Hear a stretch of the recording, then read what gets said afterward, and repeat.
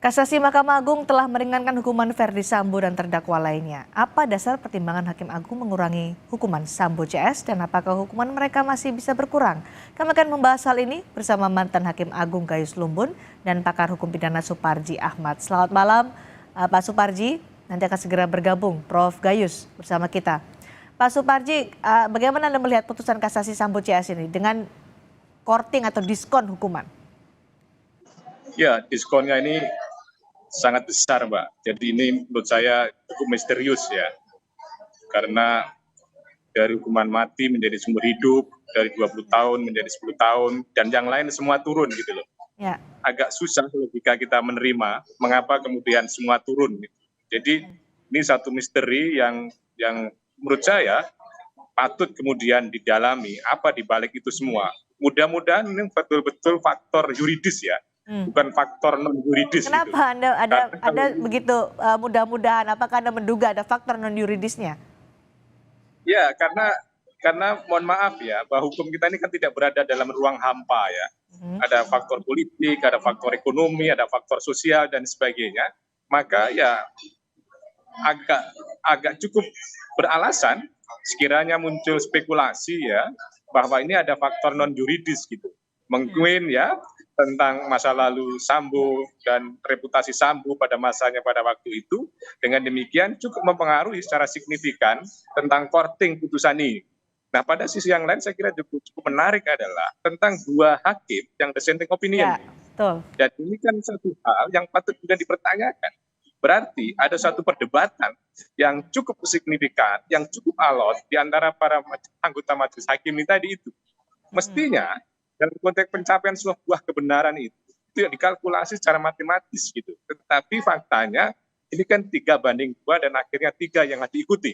Dan 2 yang kemudian dissenting opinion, ini adalah menjadi hal yang saya kira patut kemudian dicari mengapa terjadi perbedaan pendapat secara signifikan. Nah, pada sisi yang lain, saya kira juga sangat penting adalah bahwa esensi dari suatu putusan adalah keadilan. Gitu. Bagaimana suara keadilan bagi korban dan keluarganya, apakah terobati? Gitu artinya Pak Suparji, yang ingin Anda sampaikan adalah pertimbangan hakim harus diumumkan kepada publik soal ini. Kita nanti akan diskusikan lebih lanjut Pak Suparji setelah kita mendengarkan kumandang azan maghrib untuk wilayah DKI Jakarta dan sekitarnya. Kami kembali membahas soal apa dasar pertimbangan Hakim Agung mengurangi hukuman Sambo CS dan apakah hukuman mereka masih bisa berkurang. Bersama mantan Hakim Agung sudah bergabung Gayus Lumbun dan pakar hukum pidana Suparji Ahmad. Selamat petang Prof. Gayus. Ya, selamat petang. Baik, Prof. Gayus, tadi kalau Pak Suparji menyatakan ini mengagetkan sekali melihat putusan kasasi Mahkamah Agung terkait dengan korting atau diskon hukuman Sambo CS, bahkan menduga ada faktor-faktor non yuridis dalam putusan kasasi Mahkamah Agung ini. Sebagai mantan Hakim Agung, Prof. Gayus, bagaimana Anda melihat putusan kasasi Sambo CS ini? Ya, setiap putusan itu mengandung pro dan kontra. Kebetulan saja Pak Suparji Ahmad ada pada posisi yang ahli hukum yang berposisi sebagai orang yang kontra. Itu biasa sekali dan itu tentu menjadi hal yang objektif di masyarakat. Kalau semua putusan setuju dan semua pun tidak setuju, itu bukan warna-warni dari ilmu hukumnya ya. Ini hal yang wajar.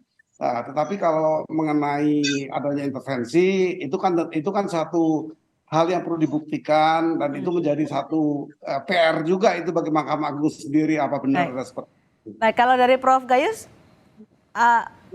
pendapat Anda soal putusan kasasi Sambo CS ini? Ya, kalau saya mendengarkan kalau benar nanti seperti itu ada mencantumkan menolak dengan perbaikan. Ini dipersoalkan juga, ini para pakar juga persoalkan. Mana ada ditolak dengan perbaikan. Saya melakukan ini bertahun-tahun, 7 tahun, bahkan tidak selama di Mahkamah Agung. Kenapa dipermasalahkan? Ditolak dengan perbaikan. Apa yang dipermasalahkan, Prof? Ya, kalau ditolak ya tolak semua. Itu maunya. Ya, maunya pemikiran para orang berlatar belakang hukum seperti itu. Ini kan berkembang. Saya membaca juga itu di sosmed. Kok tolak perbaikan itu apa? Nah, tolak perbaikan itu hal yang umum. Artinya dia menolak permohonan kasasi dengan perbaikan. Tetapi bagi saya ini menolaknya tidak menolak pasal ya. Sebab ada orang yang kan kami ini di tingkat kasasi itu hakim yang sifatnya yudak iuris, wilayah hakim dalam penerapan hukum.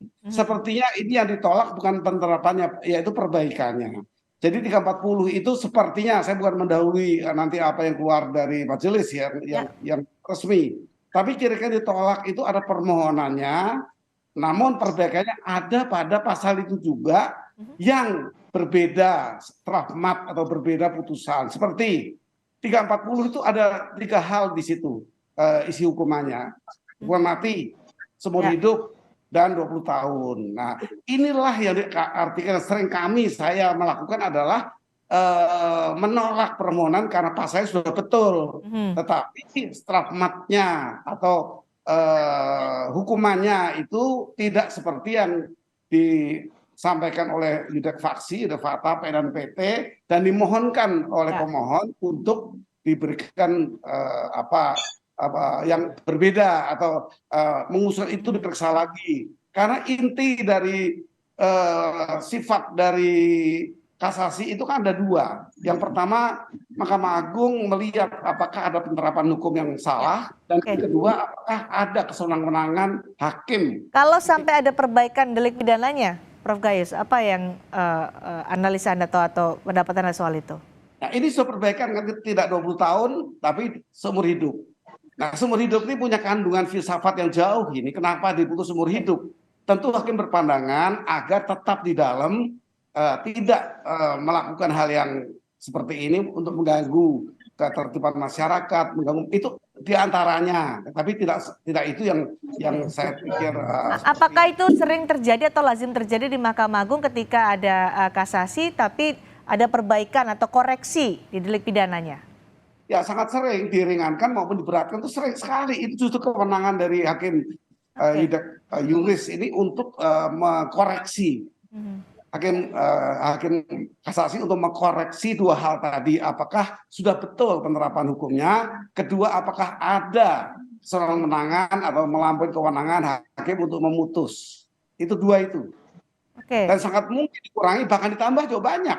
Saya seringkali memaksimalkan dia pakai pasal 340 tetapi dengan seumur hidup atau 20 tahun. Biasanya dimaksimalkan oleh Prof. Gayus, tapi ini kemudian dikurangi hukumannya. Apa sebenarnya yang bisa jadi dasar pertimbangan Hakim Agung mengurangi hukuman yang kalau kita dalam kasus Sambo ini ya, hukuman mati kemudian menjadi seumur hidup.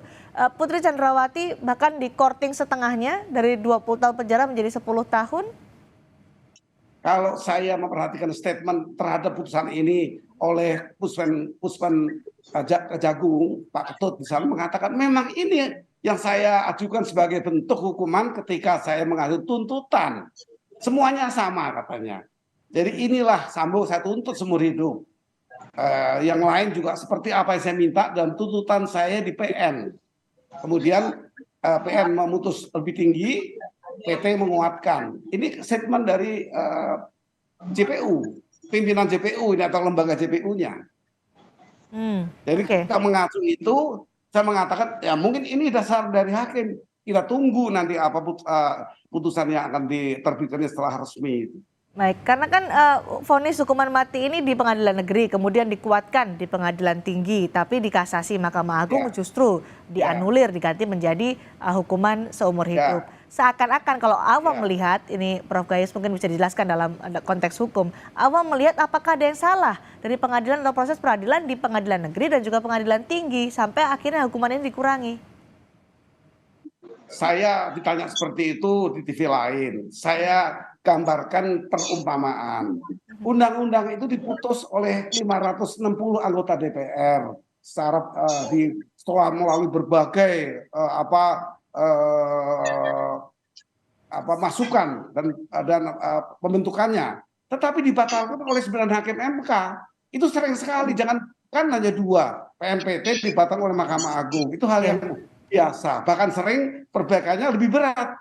Nah, ini kebetulan lebih ringan. Tapi tadi kalau saya kaitkan dengan Puspen Kejaksaan Agung, inilah yang seperti ini saya tuntut katanya. Itu kemarin ditarik itu berita itu. Saya tuntut seumur hidup untuk Sambo. Jadi kalau emang mengembalikan untuk saya walaupun punya hak untuk PK ya tentu sudah cukup karena saya nuntut seperti itu. Bahwa PN dan PT memutus lain ya kami menuntut dengan pertimbangan kejahatan sebagai penuntut umum, kami sampaikan seperti putusan MA. Nah itu rujukan mungkin itu rujukannya. Oke, jadi menurut Anda dengan korting ini meskipun cukup besar, korting hukuman Sambo ini Anda melihat sebagai mantan Hakim Agung hal yang biasa? Saya pikir sangat biasa karena kami itu sedang Oke, menambah dan mengurangi baik. tergantung kepada bagaimana kami mempertimbangkan di tingkat penerapan hukum. Oke, tapi Pak Suparji Anda menyatakan ada kecurigaan apakah ada non yuridis atau yuridis. Tapi menurut Anda, apakah besaran diskon hukuman Sambo CS ini adil, berkeadilan menurut Anda? Kalau mau Ya, diperbandingkan apa sih Ke Pak bedanya? Suparji dulu, Prof Gayus, maaf, nanti Oh saya ya akan berikan maaf. pendapat Ya Prof Gayus. silakan, maaf. ya, saya kira kan tinggal menggunakan sudut pandang siapa keadilan itu. Mhm. Kalau keadilan menggunakan sudut pandang korban dan keluarganya, tentunya ini mencederai rasa keadilan. Oke, Tetapi kalau kemudian bagi pelaku mungkin akan lebih adil, tetapi sudut pandangnya kan mestinya ini adalah negara. Bagaimana untuk negara ini adil atau tidak gitu. Tetapi esensi dari sebuah putusan kan tidak sekedar keadilan, tetapi juga kemanfaatan dan aspek kepastian. Nah, kalau kita perhatikan di 2022 itu ya cukup sedikit ya kasasi yang dikabulkan 11,92 ya. Artinya apa? Bahwa hakim Mahkamah Agung itu dalam konteks kasasi itu sangat selektif ya mengabulkan permohonan kasasi. Dan kalau kita bicara soal keadilan, yang terpenting adalah bagaimana betul-betul sanksi ini menjerakan ya, menjerakan dan sekaligus mengedukasi kepada pelaku dan juga kepada masyarakat. Karena setidaknya dua substansi sebuah hukuman itu bagaimana ada efek jerak dan sekaligus ada efek edukasi supaya tidak terulang di masa akan datang. Dan yang terpenting yang perlu diperhatikan adalah menurut saya soal reputasi lembaga ini, Mahkamah Agung. Bagaimana menjaga reputasi, kredibilitas ini atas putusan ini. Jangan sampai menurunkan reputasi, menurunkan citra atas putusan tersebut, maka untuk itu menjadi sangat penting sebuah keniscayaan bagi Mahkamah Agung untuk menjelaskan kepada publik argumentasi, pertimbangan apa sehingga kemudian terjadi diskon yang cukup besar tadi itu. Karena kalau dibiarkan ini tidak ada sebuah rasionalisasi tentang pertimbangan tadi, jangan salahkan publik, menimbulkan berbagai spekulasi, menimbulkan berbagai opini, maka untuk itu harus dilokalisir oleh lembaga jadi kompeten. menurut Agung. Anda dengan keringanan hukuman bagi Sambo CS ini justru akan menurunkan kredibilitas Mahkamah Agung begitu, Pak Suparji? Ya, sekiranya tidak ada penjelasan yang cukup rasional dan objektif dengan batu uji yang jelas tentang pertimbangan putusan tadi itu. Tentunya dalam mengambil sebuah putusan kan jelas batu ujinya, yaitu norma, kemudian teori dan filsafat hukumnya. Maka bagaimana kalau bisa dijelaskan dari tiga sudut pandang tadi itu, saya kira publik juga akan memahami.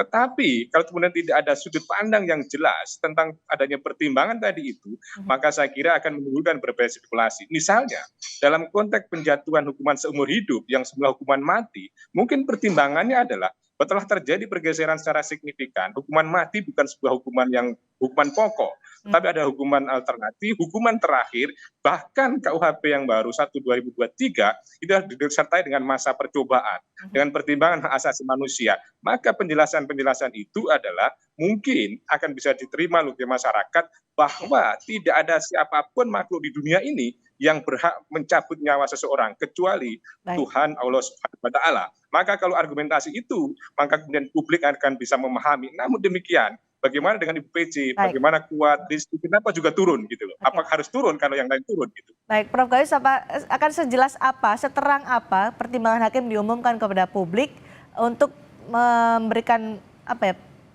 memberikan informasi lebih lengkap kepada publik pertimbangan-pertimbangan Hakim Agung mengkorting hukuman Sambo CS ini? Ya, kalau kita bicara keadilan ya, semua masukan itu bagus ya. Harapan reformasi di peradilan itu juga dicanangkan oleh Presiden. Tetapi tentu ada pandangan mengenai keadilan dari berbagai aspek. Secara aspek norma, keadilan diatur di undang-undang. Di undang-undang juga sudah mengandung keadilan oleh pembentuk undang-undang, itu keadilan norma.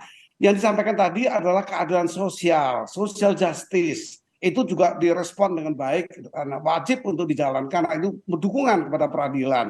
Tetapi ada modifikasi baru dari keadilan seperti modifikasi keadilan yang memandang sebagai restoratif justice, keadilan merestorasi. Ini penting diperhatikan. Buat apa menghukum orang kalau ada perbaikan-perbaikan yang ditimbulkan? Tentu bukan kasus ini saja atau spesifik ini, tapi ada tren baru. Jadi aku oleh Kapolri, didukung oleh Jaksa Agung, didukung oleh Mahkamah Agung, bahwa restoratif justice, keadilan merestor itu jauh lebih bermanfaat ya, kalau sisi kemanfaatan daripada menghukum orang. Penjelasan seperti apa yang harus dilakukan oleh Hakim Agung untuk menjelaskan ini supaya tidak ada spekulasi-spekulasi? Memang betul tadi Pak Suparji mengatakan spekulasi akan berkembang di masyarakat jika tidak segera dijelaskan oleh Mahkamah Agung soal diskon ini, diskon hukuman. Kewajiban Mahkamah Agung terutama transparansi. Jadi harapan publik untuk transparan. Transparan terhadap persidangan itu juga perlu. Saya ketika menjabat Mahkamah Agung juga mengusulkan, karena sidang di Mahkamah Agung itu dan di PT, di unit faksi paling tinggi juga sama. Di levelnya adalah terbuka dan dibuka terbuka untuk umum. Tapi umum tidak mungkin ditampung di gedung itu. Kami ini puluhan ribu setiap tahun. Saya sudah mengadili sekian banyak, baru 7 tahun. Nah, ini bagian-bagian dari pemahaman publik, kita belum mampu menggedung sebesar lapangan bola itu, mungkin bisa Mahkamah Agungnya, tetapi bisa dengan cara-cara perekaman. Itu saya usulkan dan ini memang salah satu yang diperlukan untuk transparansi. Kapan publik bisa mengakses untuk mengetahui apa pertimbangan hakim terus diumumkan secara publik? Saya mendapat informasi tanggal 25 ini kalau tidak salah Mahkamah Agung membuat transparansi untuk publik melalui IT. Ini saya dengar ya, mudah-mudahan saya tidak salah. Dicanangkan pada waktu berapa hari ini nanti, di bulan ini. Itu gerakan Mahkamah Agung untuk melakukan transparansi sesuai harapan semua masyarakat. Kenapa dihukum berat? Kenapa dihukum ringan? Padahal ya seperti itu. Publik ingin tahu secara transparan apa pertimbangan hakim, karena juga ada dissenting opinion ini, Prof. Gayus. Ada dua tentang ini perlu hati-hati. Kenapa? Sistem yang baru, saya juga mengalami 2 sistem. Hakim Agung ketika bermusyawarah hakim itu masing-masing sudah dibekali oleh apa pendapatnya tentang kasus ini. Nah, ketika disamakan ditemukan berbeda 3 dan 2. Belum tentu ini dissenting opinion karena putusan akhir dari musyawarah itu belum terbuka. Baru nanti akan terbuka berapa hari ini. Di situ kita lihat apakah betul dissenting opinion atau tidak kesamaan dari usulan. Apakah diusulan. Kemudian apakah dissenting apa concurring. Itu dicantumkan nanti kita tunggu di putusan. Apa ada dissenting atau itu hanya concurring. Concurring itu pandangan permasalahan hukumnya berbeda tetapi statementnya sama. Kita lihat nanti. Di putusan dicantumkan ini. Oke, Pak Suparji. Jangan di judgment ini sudah ada dissenting belum tahu kita. Baik, Pak Suparji, jadi catatan Anda untuk dissenting opinion supaya publik lebih membuka informasi yang transparan dari Mahkamah Agung. Catatan Anda. Baik. Saya kira bahwa komitmen modernisasi Mahkamah Agung itu harus direalisasikan secara otentik ya, dalam arti secara nyata. Salah satunya adalah transparansi, akuntabilitas dan kredibilitas bagaimana mengambil sebuah putusan. Putusan tidak sekedar petitumnya, tetapi juga positanya. Dengan demikian ada sebuah pemahaman secara komprehensif publik. Ini jangan salahkan publik mereka-reka, menerka-nerka, mengingat apa yang ada di media, itu hanya petitumnya, hanya putusannya saja. Maka untuk itu saya kira menjadi hal yang sangat penting ke depan bagaimana menjadi satu kesatuan yang tidak terpisahkan. Sebelum diumumkan ke publik itu kan sudah semuanya siap gitu ya, termasuk juga pertimbangan hakim, termasuk juga putusannya. Kalau ini yang terjadi ya akhirnya berbagai teka-teki yang muncul di publik. Maka ke depan menurut saya adalah kaitannya dissenting opinion ini kan kita mendengarkan dari berbagai penjelasan ya di media oleh pihak yang berwenang di Mahkamah Agung. Jadi itu yang kita baca. Kalau nanti yang sebenarnya apa masih kita tunggu. Tetapi saat ini adalah bagaimana kita mencermati agenda dissenting opinion. Meskipun itu adalah suatu hal yang wajar, tetapi setidak-tidaknya adalah menyisakan tanda tanya. Mengapa ada perbedaan yang sangat signifikan di antara anggota majelis hakim itu, meskipun sekali lagi itu adalah hal yang biasa, tetapi harapannya adalah mereka satu kesatuan. Pak Suparji, apakah setelah kasasi ini Sambo masih dapat keringanan hukuman lagi, masih bisa? Ya, saya kira upaya hukum luar biasa bisa ditempuh melalui peninjauan kembali, tetapi kalau menggunakan undang-undang pemasyarakatan yang baru, mengingat hukuman adalah seumur hidup, maka dia tidak dapatkan remisi. Saya kira sudah terang benderang regulasi tentang itu. Tetapi upaya hukum luar biasa, ini yang juga sangat menarik nanti, apakah ada celah di putusan kasasi. Jangan-jangan masih menyisakan ruang-ruang untuk peninjauan kembali, misalnya kekhilafan, kekeliruan hakim, kemudian putusan yang sering bertentangan di dalam putusan satu dengan yang lainnya, sehingga itu menjadi amunisi di peninjauan kembali. Itu saya kira sangat menarik di putusannya. Gitu, Mbak. Yang penting bagi saya, Mbak, Pak Gayus, ini usulan itu bagus sekali, jangan prejudice ya, jangan judgment ya, memprejudgment itu jelek sekali. Boleh berusul apa? Karena penonton itu merasa lebih pintar dari pemain. Coba nonton bola itu para penonton itu lebih pintar itu merasanya. Tapi yang memainkan itu tidak mudah sebenarnya. Bagaimana negara ini termasuk presiden mau menerima semua usulan dan dilaksanakan. Itu harapan boleh saja, tapi jangan prejudice. Jangan menuduh. Baik. Yang ditunggu adalah nanti bagaimana dipublikasi pertimbangan hakim meringankan hukuman Sambo CS dari proses kasasi di Mahkamah Agung. Terima kasih Prof. Gayus Lumun, terima kasih juga Pak Suparji Ahmad sudah bergabung di Sapa Indonesia malam hari ini.